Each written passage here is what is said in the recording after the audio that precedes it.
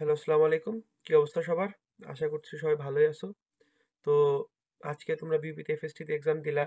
তোমাদের এই সেশনের সর্বপ্রথম অ্যাডমিশন এক্সাম যারা ফার্স্ট টাইমার ছিলা তাদের জন্য প্রথম এক্সাম, যারা সেকেন্ড টাইমার তাদের জন্য এই সেশনের ফার্স্ট এক্সাম। তো এফএসটি এক্সাম দেওয়ার পরে তো সবারই একটা চিন্তা ভাবনা আর সবার মাথায় একটা জিনিসই ঘুরপাক খাচ্ছে আজকে। সেটা হলো যে ভাই কাটমার্ক কেমন কি হবে না হবে, কত পাইলে চান্স পাবো, কারোর চিন্তা যে লাস্ট পর্যন্ত কি আদৌ আসবে কিনা, এরকম নিয়ে অনেকের ডাউট দেখলাম। তো এর উপরে আজকে মূলত ভিডিওটা করা যে তোমাদের কাটমার্ক কেমন আসতে পারে এবং এগুলা নিয়ে মোটামুটি শর্টলি কথা বলবো। সকাল থেকে আমরা মোটামুটি এটার উপরে কাজ করতেছি যে প্রশ্ন এনালাইসিস করা এবং সবার থেকে অভিমত নেওয়া। মোটামুটি অনেকের থেকে অভিমত নিলাম যে তোমাদের পরীক্ষা কেমন হইছে, প্রশ্নে কি হইছে না হইছে, ওগুলো অনেক দেখাদেখি করলাম। এখন এর উপর আমরা যেটা করলাম যে তোমাদের এইবারকার কাটমার্কটা যদি আমরা বলি জেনারেলের ক্ষেত্রে, ফার্স্ট মিনিটে মোটামুটি 47-48 পর্যন্ত যারা পাবা, 47-48 পর্যন্ত যারা পাবা তাদের মোটামুটি ধরে রাখো যে না, ফার্স্ট মিনিটে আমার হয়তো এসে যাবে। ঠিক আছে? আর যাদের মোটামুটি জেনারেল র্যাঙ্কে 40-42 মতো যদি উঠে থাকে তোমাদের, তোমরাও হোপ রাখো। 42 প্লাস হইলে মোটামুটি শিওর থাকো যে হবে। আর 40 প্লাস হইলে আশা রাখো ইনশাল্লাহ হইতে পারে। এটা হওয়ার একটা ভালো পসিবিলিটি আছে। আর যাদের কোটা আছে তাদের ক্ষেত্রে আরেকটু হয়তো জিনিসটা সহজ হবে। তোমরা ধরো মনে করো 36-37 মতো তোমরা ধরে রাখতে পারো যে না, এই এমনটা একটা মার্ক যদি আমরা ক্যারি করতে পারি, দেন আমাদের একটা চান্স বা একটা সিট আমরা পাচ্ছি। এটা সিওর থাকতে পারো।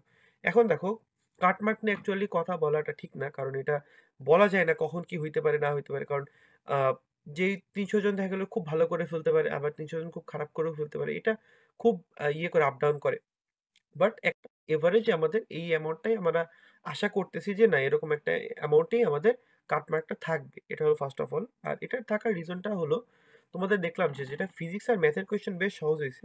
মানে মোটামুটি করা গেছে। বাট কেমিস্ট্রি আর বায়োলজির ক্ষেত্রে দেখলাম যে কোয়েশ্চেনটা বেশ কঠিন হইছে। কঠিন বলতে ইঞ্জিনিয়ারিং প্রিপারেশন যারা নিছো তাদের জন্য কেমিস্ট্রিতে থিওরি বেশি থাকায় তাদের দেখা গেল যে বেশ ভালোই প্রবলেম তারা ফেস করছো। সো ওইখান থেকে বলা যায় যে তাহলে কেমিস্ট্রিতে একটু কম মার্ক আমরা আশা করতেছি। আর বায়োলজিতেও যারা তাকাইছো তাদের ক্ষেত্রেও দেখা যায় যে সত্যকে মিথ্যা বললে সে অনন্ত জলিলের মতো ব্যাপারটা হয়ে গেছে আরকি। যে সত্যকে মিথ্যা বলে সেই মিথ্যা আবার সত্য হয়ে যাচ্ছে। তো যাই হোক, এগুলা হইতে থাকবে। অ্যাডমিশন সিজনে এরকম আরো অনেক টুইস্ট দেখতে পারবা। এখন আসি যে কাটমার্ক নিয়ে চিন্তা ভাবনা আর কইরো না ভাই।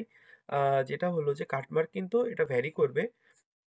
তবে আমরা যেটা বললাম যে এটা আমি সহ আমার আরো অনেকজন মেট আছে, তারা আমরা সবাই মিলেই এটা করছি যে না, এই রেঞ্জে এটা আমাদের এবার কাটমার্কটা আসতে পারে। বাট এটা একদম 100% শিওর বলা যাবে না। কারণ কাটমার্কটা এটা আসলে যারা অথরিটি এবং যারা খাতা দেখতেছে এবং যারা প্রসেসিং এ আছে তারাই বলতে পারবে এবং তারাই জানে। ঠিক আছে? সো তোমরা এখন আশা রাখো আর বাকিটা নেক্সট পরীক্ষার জন্য প্রিপারেশন নিয়ে থাকো। দেখো, আমি কিন্তু এর আগের ভিডিওগুলোতেও বলছি যে ফিজিক্স কেমিস্ট্রিতে যা ম্যাথ আসবে, ফিজিক্স আর ম্যাথে এই ম্যাথমেটিক্যাল কোয়েশ্চেন গুলো মোটামুটি কোয়েশ্চেন ব্যাংক থেকে আসবে। দেখো, কোয়েশ্চেন ব্যাংক থেকে কিন্তু অলমোস্ট তোমাদের আসছে। বুয়েটের আশায় বুয়েট প্রিলিতে আসায় ম্যাথ হুবহু তুলে দিছে তোমাদের, যেটা দেখলাম আরকি। তাহলে এবার তোমরা বলো, ভার্সিটি প্রশ্ন ব্যাংক পড়ে যেয়ে যদি তুমি 45 থেকে 46 টা আনসার করে আসতে পারো, বাকি ২-৩ টা তোমার এক্সট্রা প্র্যাকটিস থেকেও যদি তুমি আনসার করতে পারো, তোমার তো ফার্স্ট মেরিটে এমনি একটা ভালো র‍্যাংক আসতেছে। এটা কিন্তু আমি শুরু থেকেই ভিডিওতে বারবার বলে আসছি। সো যারা ফলো করছিলা তারা তো হয়তো আলহামদুলিল্লাহ ভালোই করছো। যারা করো নাই তারাও ভালো করছো আশা করতেছি। তো এখন তোমাদের কাজ কি? তোমরা এখন আপাতত নেক্সট এক্সামের জন্য প্রিপারেশন নাও। যাদের ভালো হইছে তাদের তো আলহামদুলিল্লাহ তোমাদের একটা ব্যাকআপ অলরেডি হয়ে গেল। আর যাদের হয় নাই তারাও নেক্সট এর জন্য প্রিপারেশন নাও। রিজনটা হলো যে দেখো, এটাকে তুমি একটা ট্রেনিং গ্রাউন্ড হিসেবে চিন্তা করো। তুমি এখানে একটা অ্যাকচুয়াল অ্যাডমিশন এক্সাম হল এক্সপেরিয়েন্স পাইলা। তুমি এখানে এক্সাম দিছো, তুমি একটা এক্সপেরিয়েন্স পাইছো। তুমি তোমার ভুলগুলো আইডেন্টিফাই করতে পারতেছো। এখনো তোমার হাতে সময় আছে। ঢাবির এক্সামের দেরি আছে, বুয়েট দেরি আছে। অনেকগুলো এক্সাম, মেইন এক্সামগুলো তোমার এখনো অনেক বাকি আছে। মেজর ইউনিভার্সিটিগুলোর এক্সাম এখনো বাকি আছে। সো তোমরা এখন যেই জায়গায় তোমাদের ল্যাকিংস গুলো আছে, যেখানে তোমাদের ভুলগুলো আছে, টাইম ম্যানেজমেন্ট থেকে শুরু করে ইচ অ্যান্ড এভরিথিং প্রত্যেকটা ভুলগুলো আইডেন্টিফাই করো। এগুলোর উপরে এখন তোমাদের ফোকাস করো, এগুলোর উপরে জোর দাও। এখন আর বেশি অনলাইন ক্লাস বা অফলাইন ক্লাসে যাও না। আপাতত তোমরা নিজেদের আ ইয়েগুলাকে, প্রিপারেশনটা এবং নিজের প্র্যাকটিসটাকে আরো বাড়াও। এই লাস্ট মোমেন্টে এসে ক্লাসের থেকে নিজের প্র্যাকটিস যত ভালো করবা, তত বেটার তুমি আউটপুট পাবা।